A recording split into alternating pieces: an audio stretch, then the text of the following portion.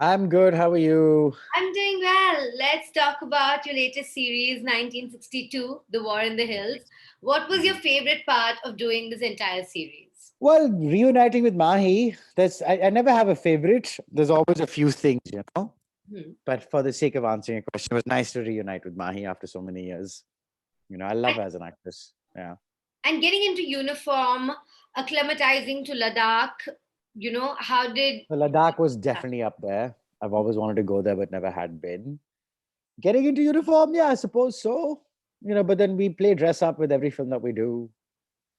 So compared to being in Ladakh or working with Mahi or even Mahesh Manjrekar for that matter, Hmm. the uniform wasn't so much up there.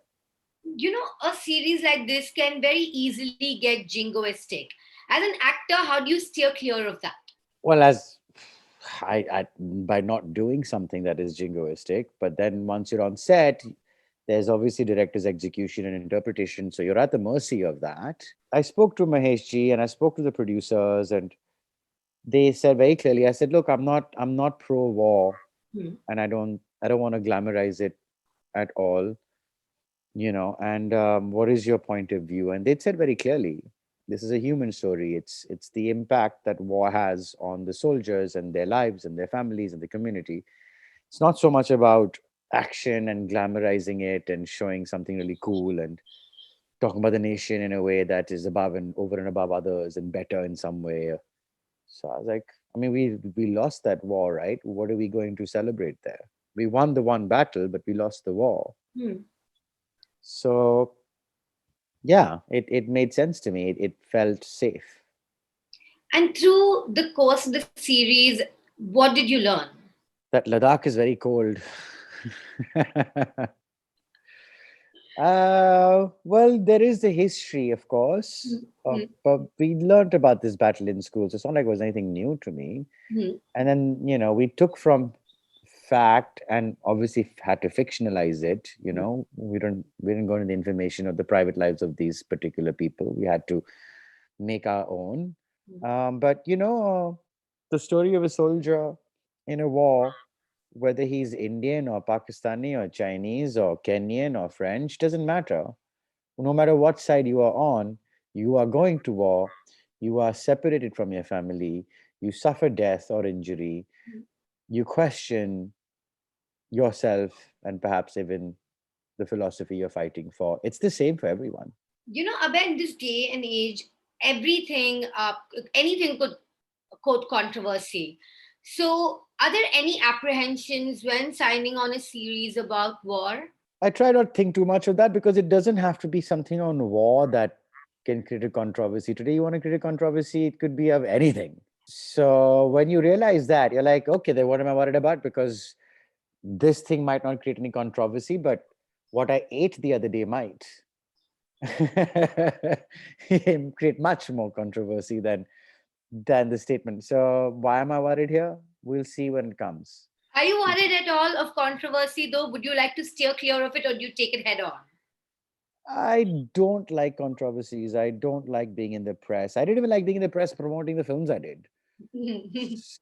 And I've come around to accept that that's part of your job. Just sit down and do it. Yeah. So, I accepted that. And you do meet wonderful people in the course of it. A good interview is always kind of fun. Then you said good interviews fun, so I'll just take that. Okay, fine. This is a very cliched question, but surely there must have been some amount of preparation for this role. Well, of course it is. There's always a preparation. What was the kind of preparation that you did? Well, I generally, it's the same for everything almost that I do. You get the story, then you create a graph. How I work my process is I see what's the graph of the story, and with that, what is the graph of my character? Where does he start from? Where does he go, and how does he end up? What are we trying to say here? Now, if there's physical elements like accent or body language, then you have to do superficial changes, which this did not need me to.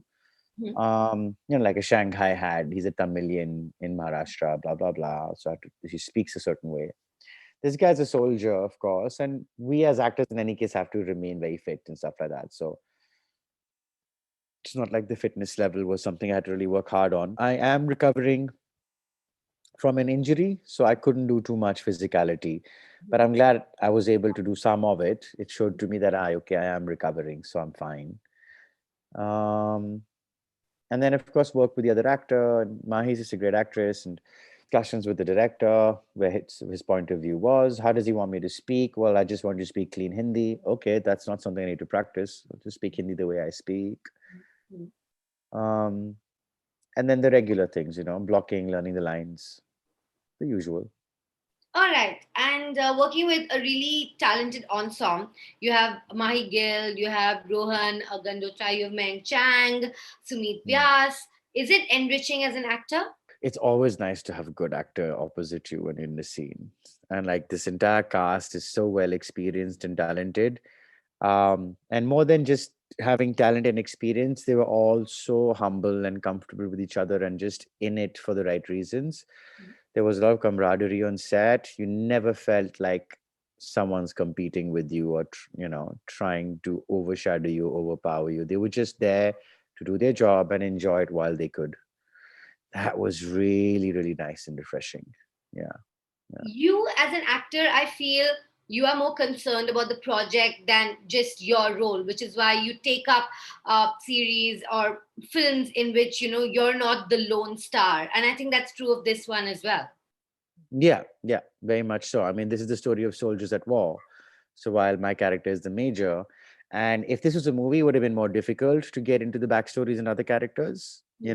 Hmm. because it's hard in a 2 hour movie to show all of that, and it'll be easy to stick to your main protagonist.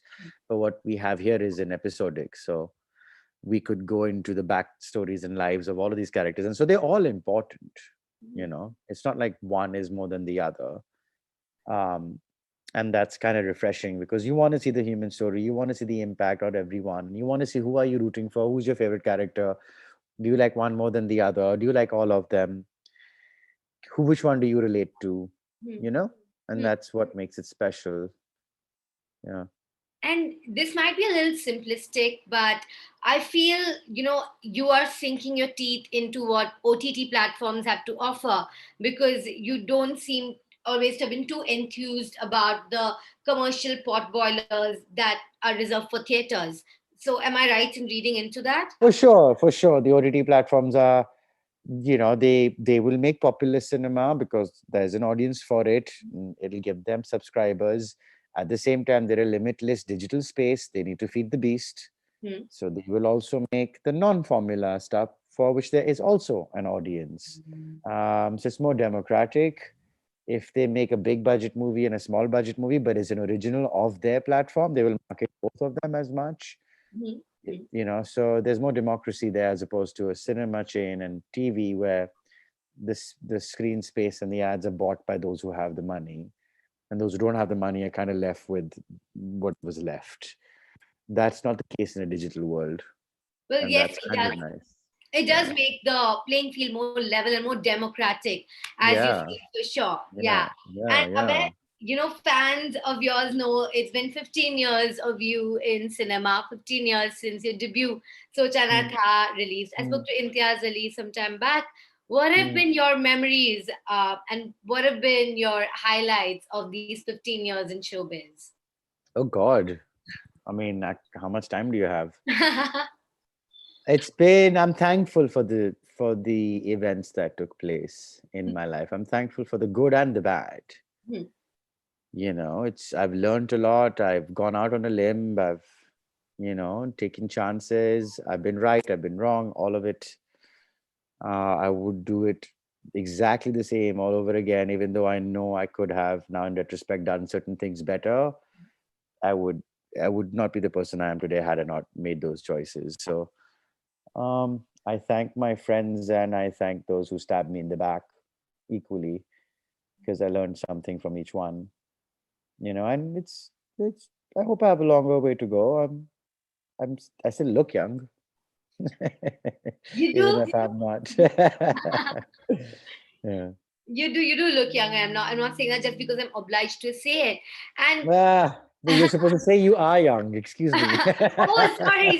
Retake. You are It young. doesn't matter. Too Retake. late now. You said it. Anam next. I don't like her. I don't want to. Oh, sorry. Listen. Okay. I'm going. But I'm kidding. I'm what kidding. do fans have to look forward from you? What else are we going to be seeing you in the near future? I've got this show, of course, releasing now. I've done a movie for Disney US as well, which is coming out halfway through this year. I am about to start a new project in March for which the producer will make the announcement. Mm-hmm. And I have a few things in development of my own. Yeah, which I will announce halfway through this year. Okay, playing your cards close to your heart. All right, no Mm. problem. We will wait for a sneak peek of those. Thank you so much, Abhay. You're It welcome. was a lot of fun. Thanks a lot. Thanks. Take care. Bye bye.